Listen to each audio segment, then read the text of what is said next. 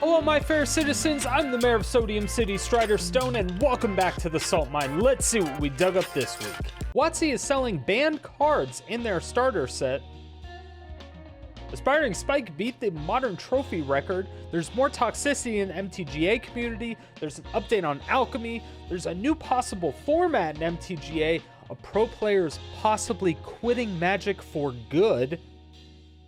Which happens, I guess.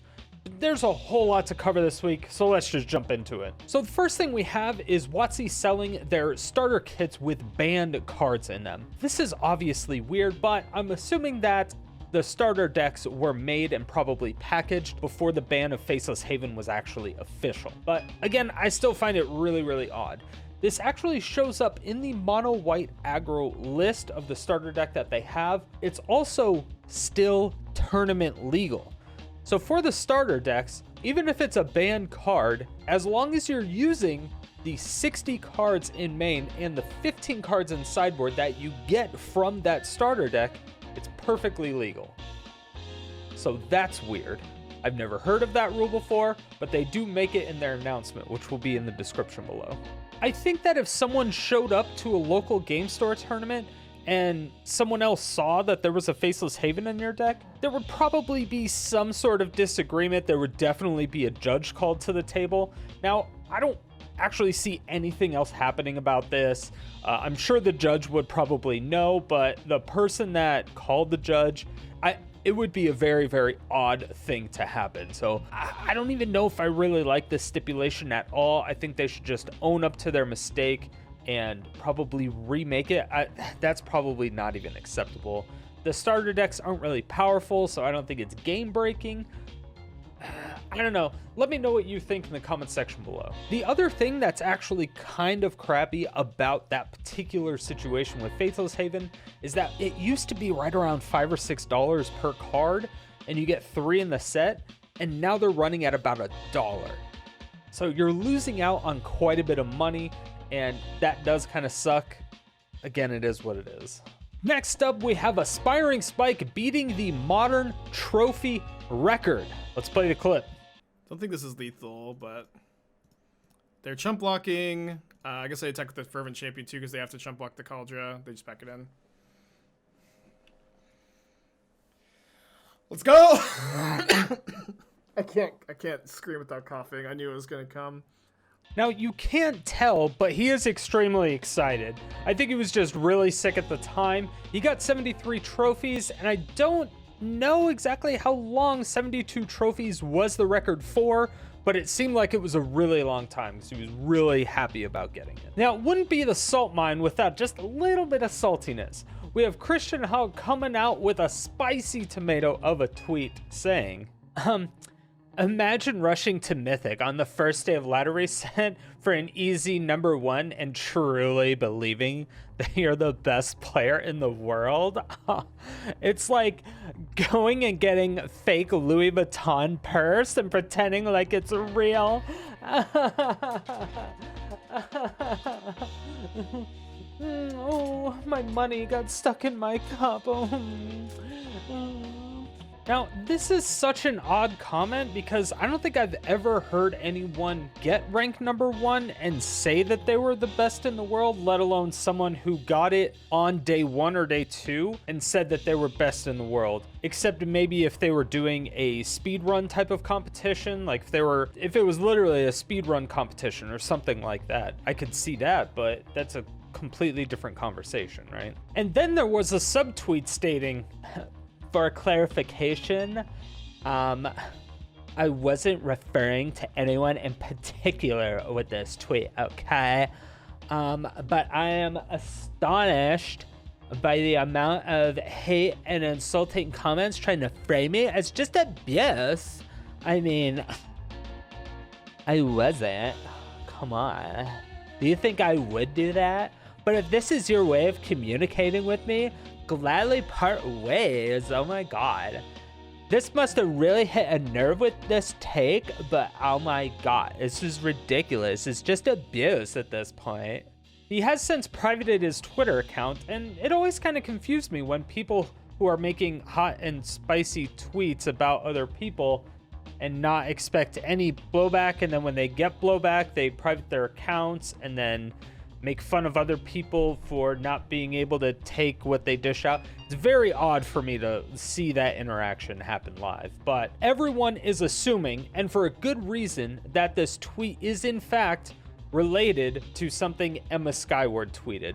She tweeted something out because someone said she has no talent and she's just a pretty face that streams on Twitch, and that's why she gets viewership. So Emma replied with a picture of her as #1 ranked in MTGA, saying, "You know, I was ranked #1 Magic player in the world, right? I have this photo just for you. So take your no real talent and shove it right up your ass." To be fair, she does make it sound like she was the #ranked Magic player and not the highest ranked player on the ladder, but that's just kind of based on how you interpret the words. However, he was specifically talking about at the beginning of the month, but when she made Mythic, it was on the 25th, which is a very, very competitive time on the ladder. It is extremely difficult to actually hit #1 on the ladder. Even if you are a pro, even if you are a very good player who plays a lot, it's still extremely difficult to get to #1. This is not an easy thing. You have full-time streamers that cannot make it to #1.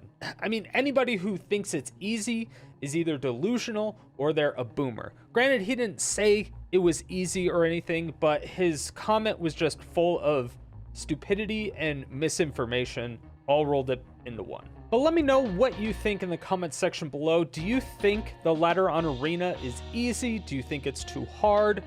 What are your thoughts in general? So we finally got an update on a new set of Alchemy.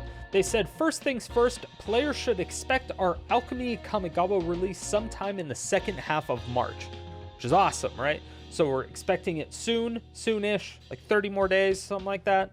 And it will be playable with about 30 new cards in both Alchemy and Historic. So it's roughly the number of cards players should expect for all Alchemy releases that accompany standard sets. So the weird part about that is that they said what you should expect for Alchemy releases that accompany standard sets, which makes me think that they're going to make Alchemy releases that don't accompany standard sets. Now, I haven't heard anything about this, but if you know anything, you let me know in the comments section below. They also said they want to disclose that the release date will be after the upcoming Neon Dynasty Championship, which is March 11th through the 13th. So the cards will not be legal for play during that event specifically.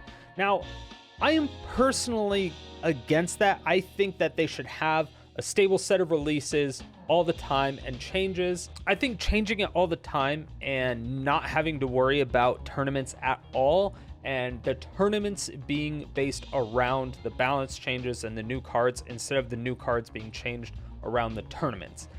That's my opinion, just because I like the evolving meta, and I think part of what makes something difficult is trying to solve the meta in like one day before a tournament. Be like, okay, new set of cards released on the 10th, and then the tournament is on the 11th, and you have 12 hours to lock in your deck list or something. That would be madness, but I would be super interested to see what people actually lock their decks in and see what it would be. It could either be a total shit show or it could be really cool. Let me know in the comments section below what your ideal way to run Alchemy would be. They also said that they're going to start revealing more about the Alchemy expansion, including a first look at some of the cards. So this is happening February 24th, which is in about 10 days-ish, and this is going to happen during the weekly MTG stream that they have over on the Magic Twitch channel. This is interesting. We're going back to spoiler season is basically what's happening. Just perpetual spoiler season, except I actually like these ones. WotC has finally acknowledged all of the digital versus paper players. So they are going to cave in to the paper players and defy all of the digital players. The people who are giving them money, they're giving in to the paper boomers. So basically what's happening is that they said they're aware that while Alchemy has developed a strong digital audience, players are also looking for a true to tabletop non-rotating format.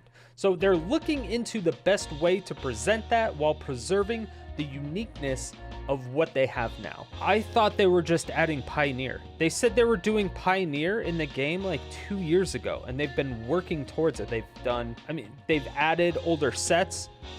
They've done so much already. They have pushed it back. I know that, but they're still working towards it. I don't know why they don't either just speed up that process. Like, there's no reason to change everything when they've already promised Pioneer. They literally should just speed up the process of adding in Pioneer if they want to do any of this stuff. It's really the easiest thing to do since they already promised it. They don't have to promise anything else or figure out anything else. They literally just implement what they've already promised, and that's it. I think, tinfoil hat time, I think that everyone is getting hyped over this for whatever reason, and they said this just to detract from the economy issue that they have. So there's I've still been posting all the time about the economy issues that Arena has, and they say they're going to keep bringing it up. They say they're going to keep bringing it up after the release, after the next tournament, blah, blah, blah. They are still yet to address it. So I think it's just a Trojan horse, but I don't know. That's my tinfoil hat. Let me take it off now. But let me know what your thoughts are in the comment section below. Last but not least, we have one of our favorite pros, Wyatt Darby, tweeting out, "It seems that part of my brain that is interested and engaged by Magic has finally broken. I was planning on returning to streaming today, but I think it's time for me to just start something new. Thanks to everyone who has supported me over the years. Love you all." It does sound like he's quitting MTG. Who knows for how long, because most MTG players end up quitting and coming back multiple times. Everyone knows this, but it also sounds like he's quitting streaming altogether on top of that. I wonder if this is going to be a trend, like if some other pros end up, quitting, following, or if this is just going to be a one-off. I'm not exactly sure, but with everything that's happening with WotC in the tournament scene, I wouldn't be surprised. But let me know what your thoughts are in the comment section below. That's going to be it for the news today, so just remember to hit that subscribe button, bell notification, share this video with your friends, stay salty, and have a great day. Thank you all so much for watching to the very end. I do appreciate it. It helps the channel grow, especially since it's a new one. So please share it with anybody who you think might be interested. Hit that subscribe button, bell notification, and leave a comment.